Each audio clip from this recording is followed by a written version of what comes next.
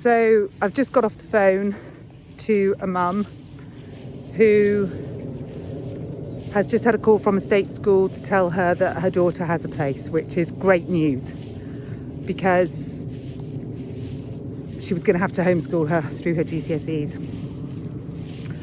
So that's good. The bad bit is the place is 23 miles away from home. So dad works away, so mum's going to have to reschedule her working hours to accommodate. She's a nurse. If she can't reschedule her working hours because there's no bus from where she lives, she's going to have to get a taxi, which she's going to have to pay for, which is not as much as the school fees, but it's not far off. So that's the first hurdle to cover. But the worst bit in this whole story is 2 of the GCSEs that the young lady has been working towards aren't covered. They're not on the curriculum of the new school.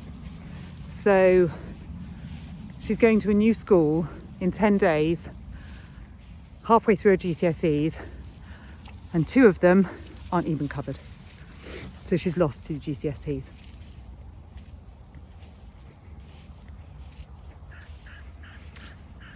Do you remember you said that the schools could absorb the VAT rise?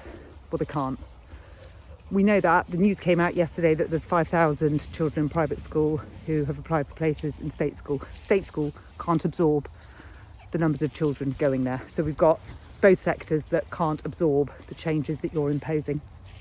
Do you remember how you said it wouldn't really affect that many people? There would be a few people. I think in the government guidelines, parents may wish to take on more work to pay the fees. Your government wrote that. Well, in this case, her dad's away and she's a nurse. I mean, you can go through the spreadsheet of hours in the day. I mean, unless you can add more hours to the working day, in fact, more hours to the day, you might need to speak to some astrologers to see if that can happen. But if you can make the day longer, then it might possibly work. I mean, obviously, if we're getting burnout and any kind of actual physical reaction to that, she's a nurse. Hope to God she doesn't have a heart attack through the stress of this and need to go into hospital and there's one less nurse to deal with it because it's her. So the schools can't absorb the intake. The state schools can't absorb the intake. The private schools can't absorb the cost. They can't absorb the, in our case, £400,000, give or take, national insurance contribution bill. And they can't absorb the £80,000, give or take, rise in basic salary.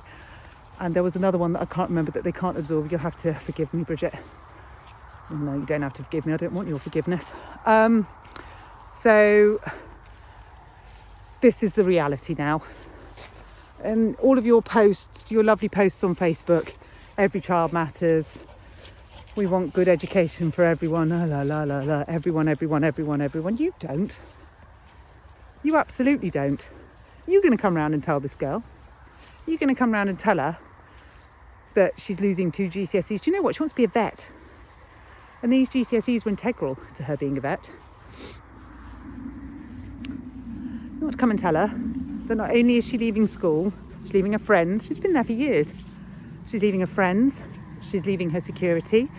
She is leaving her teachers. She's leaving her educational history. She's emotionally attached to that school. It's like a bereavement, Bridget. I don't say that lightly. She's leaving absolutely everything, and she's going to have to kiss goodbye to some of her aspirations because 2 of the GCSEs aren't accommodated. And I don't know where she's going to find the time to put those GCSEs in because the school is 23 miles away from her house. So there's a lot to unpack in that. And if it was just as simple as 1 child, well, no, 1 child is too many. But this is 5,000. And do you know what, Bridget? The mum, when she was on the phone to me, was in floods of tears. Her words, I feel sick. I can't face it. I can't face telling her. I can't face telling her that I've let her down and I've failed her.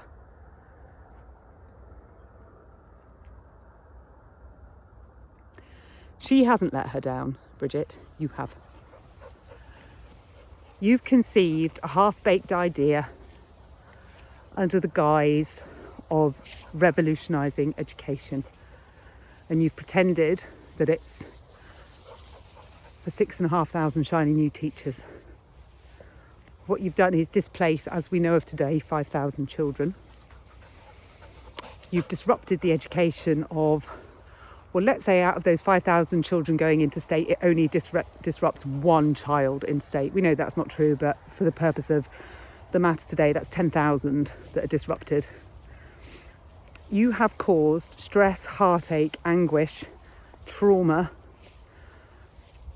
financial instability, and potentially an economic ticking time bomb. You've caused all of that because you didn't do the research and you didn't come up with a policy that would provide education for all. You came up with a policy that you said would provide education for 94%, and it's actually taking away education from 94%. Own goal. Massive own goal. And you don't listen.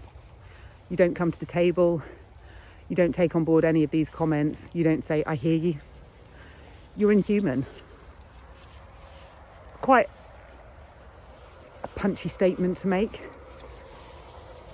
But if I'd done that, if that was on my shoulders, the very least I would do would be to listen, would be to hear, and would be to give the parents the dignity of having a conversation.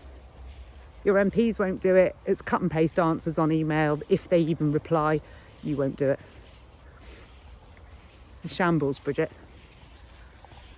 So when you're having your tea with your kids tonight, have a little think for the girl who's being told in 10 days' time she's going to a different school and she's losing 2 GCSEs, the ones that she wanted so that she could become a vet.